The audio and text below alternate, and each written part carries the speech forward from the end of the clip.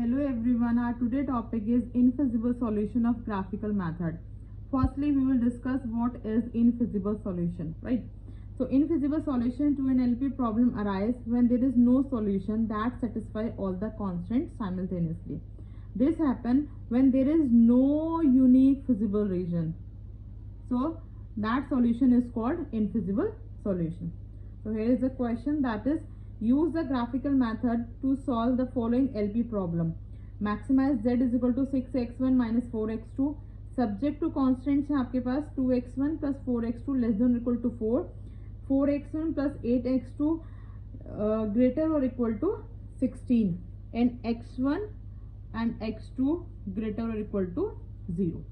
ये आपके पास प्रॉब्लम है. अब हम देखेंगे किस तरीके से सॉल्व करना है. सबसे पहले आप इन इक्वेशन को इक्वल टू में कन्वर्ट करेंगे. That is 2x1 plus 4x2 is equal to 4. Equation number 1.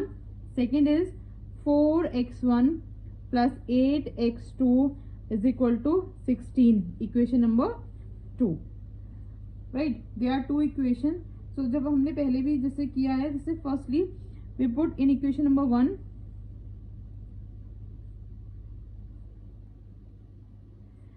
x1 is equal to 0.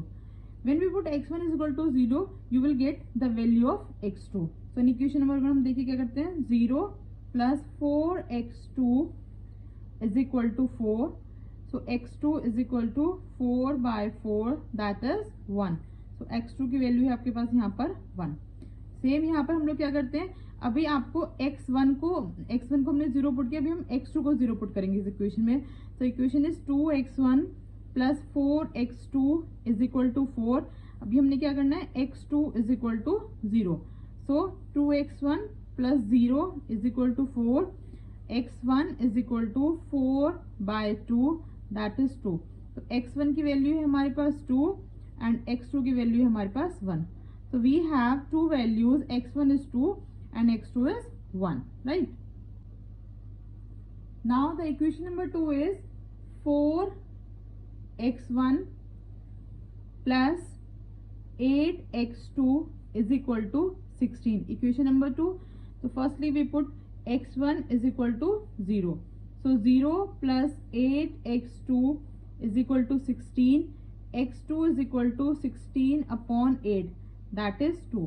So x2 की वैल्यू है आपके पास 2. यहीं पर हम लोग क्या करेंगे, that is 4x1 plus 8x2 is equal to 16. Here we put x2 is equal to 0. So 4x1 plus 0 is equal to 16. x1 is equal to 16 upon 4, that is 4. So the values are x1 is equal to 4 and x2 is equal to 2. ये आपकी equation number 2 से जो values आई हैं. अभी हम लोग क्या करेंगे, एक ग्राफ ड्रॉ करते हैं, देखते हैं.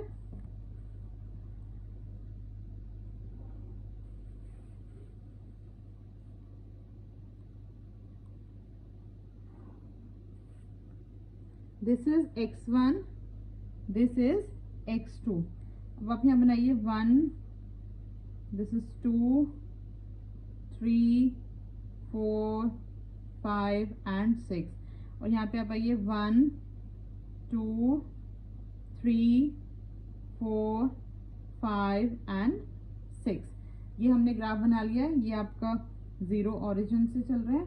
अब आप देखिए फर्स्ट इक्वेशन के जो कोऑर्डिनेट्स है, जो वैल्यूज थी हमारी, x1 is 2 and x2 is 1, right. 2 और 1. तो हमने क्या किया, 1 और 2 को आपने इस तरीके से ज्वाइन करा दिया, 1 एंड 2.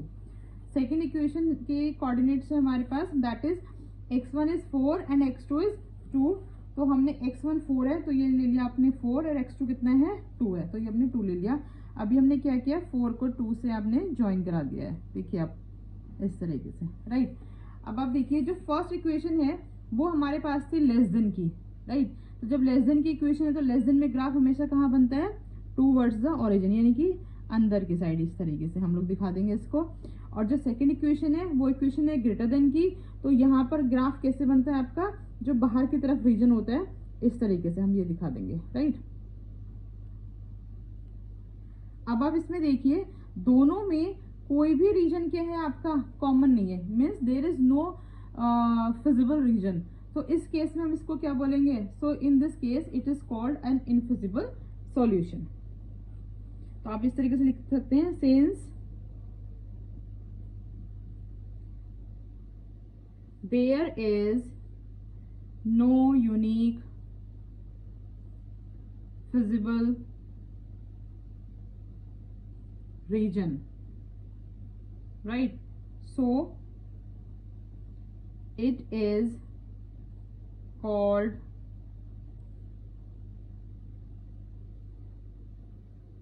infeasible solution.